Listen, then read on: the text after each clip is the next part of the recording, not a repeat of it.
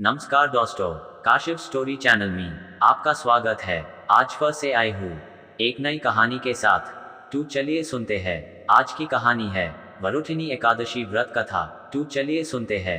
अग्नि पुराण के अनुसार शनि ग्रह की से मुक्ति के लिए मूल नक्षत्र युक्त शनिवार से आरंभ करके 7 शनिवार शनिदेव की पूजा करनी चाहिए और व्रत करना चाहिए। एक समय में स्वर्गलोक में सबसे बड़ा कौन के प्रश्न पर 9 ग्रहों में वाद विवाद हो गया। निर्णय के लिए सभी देवता देवराज इंद्र के पास पहुंचे और बोले, हे देवराज, आपको निर्णय करना होगा कि हम में से सबसे बड़ा कौन है। देवताओं का प्रश्न सुन इंद्र उलझन में पड़ गए। फिर उन्होंने सभी को पृथ्वीलोक में राजा विक्रमादित्य के पास चलने का सुझाव दिया। सभी ग्रह भूलोक राजा विक्रमादित्य के दरबार में पहुंचे। जब ग्रहों ने अपना प्रश्न राजा विक्रमादित्य से पूछा तो वह भी कुछ देर के लिए परेशान हो उठे, क्योंकि सभी ग्रह अपनी अपनी शक्तियों के कारण महान थे। किसी को भी छोटा या बड़ा कह देने से उनके क्रोध के प्रकोप से भयंकर हानि पहुंच सकती थी। अचानक राजा विक्रमादित्य को एक उपाय सूझा और उन्होंने विभिन्न धातुओं जैसे सोना, चांदी, कांसा, तांबा, सीसा, रांगा, जस्ता, अभ्रक व लोहे के 9 आसन बनवाए। सबसे आगे सोना और सबसे पीछे लोहे का आसन रखा गया। उन्होंने सभी देवताओं को अपने अपने आसन पर बैठने को कहा। उन्होंने कहा, जो जिसका आसन हो ग्रहण करें। जिसका आसन पहले होगा वह सबसे बड़ा तथा जिसका बाद में होगा वह सबसे छोटा होगा। चूंकि लोहे का आसन सबसे पीछे था, इसलिए शनिदेव समझ गए कि राजा ने मुझे सबसे छोटा बना दिया है। इस निर्णय से शनि देव रुष्ट होकर बोले, हे राजन, तुमने मुझे सबसे पीछे बैठाकर मेरा अपमान किया है। तुम मेरी शक्तियों से परिचित नहीं हो। सूर्य एक राशि पर 1 महीने, चंद्रमा 2 महीने 2 दिन, मंगल 1.5 महीने, बुध और शुक्र 1 महीने, बृहस्पति 13 महीने रहते हैं। लेकिन मैं किसी भी राशि पर 2.5 वर्ष से लेकर 7.5 वर्ष तक रहता हूँ। बड़े बड़े देवताओं को मैंने अपने प्रकोप से पीड़ित किया है। अब तू भी मेरे प्रकोप से सावधान रहना। इस पर राजा विक्रमादित्य बोले, जो कुछ भाग्य में होगा देखा जाएगा। इसके बाद अन्य ग्रहों के देवता तो प्रसन्नता के साथ चले गए, परंतु शनिदेव बड़े क्रोध के साथ वहां से विदा हुए। कुछ समय बाद जब राजा विक्रमादित्य पर 7.5 की दशा आई तो शनिदेव ने घोड़े के व्यापारी का रूप धारण किया और बहुत से घोड़ों के साथ विक्रमादित्य की नगर पहुंचे। राजा विक्रमादित्य उन घोड़ों को देखकर एक अच्छे से घोड़े को अपनी सवारी के लिए चुनकर उस पर चढ़े। राजा जैसे ही उस घोड़े पर सवार हुए, वह बिजली की गति से दौड़ पड़ा। तेजी से दौड़ता हुआ घोड़ा राजा को दूर एक जंगल में ले गया और फिर वहां राजा को गिराकर गायब हो गया।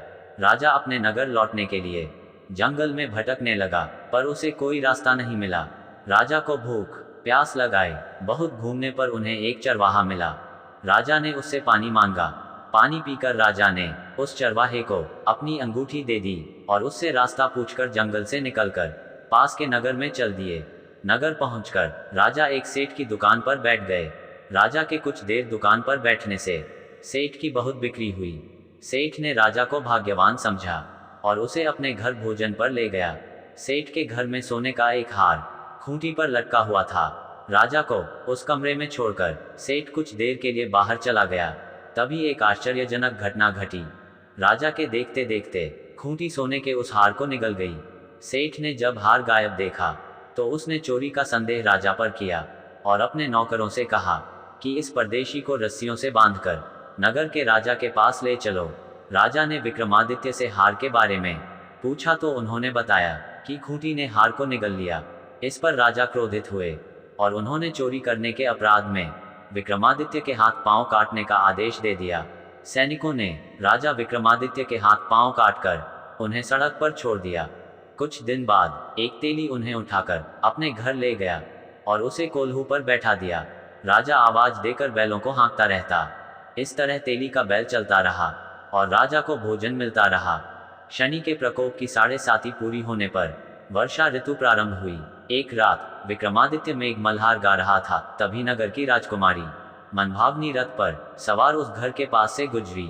उसने मल्हार सुना तो उसे अच्छा लगा और दासी को भेजकर गाने वाले को बुला लाने को कहा। दासी लौटकर राजकुमारी को अपंग राजा के बारे में सब कुछ बता दिया।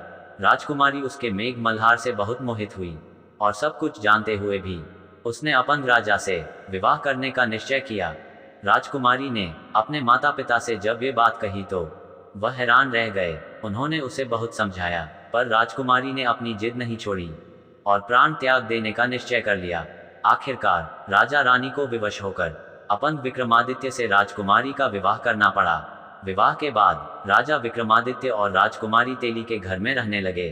उसी रात स्वप्न में शनिदेव ने राजा से कहा, राजा तुमने मेरा प्रकोप देख लिया, मैंने तुम्हें अपने अपमान का दंड दिया है। राजा ने शनिदेव से क्षमा करने को कहा और प्रार्थना की, हे शनिदेव, आपने जितना दुख मुझे दिया है अन्य किसी को न देना। शनिदेव ने कहा, राजन, मैं तुम्हारी प्रार्थना स्वीकार करता हूँ। जो कोई स्त्री पुरुष मेरी पूजा करेगा, कथा सुनेगा, जो नित्य ही मेरा ध्यान करेगा, चींटियों को आटा खिलाएगा, वह सभी प्रकार के कष्टों से मुक्त होता रहेगा तथा उसके सब मनोरथ पूर्ण होंगे। ये कहकर शनिदेव अंतर्ध्यान हो गए। प्रातःकाल राजा विक्रमादित्य की नींद खुली तो अपने हाथ पांव देखकर राजा को बहुत खुशी हुई। उन्होंने मन ही मन शनिदेव को प्रणाम किया।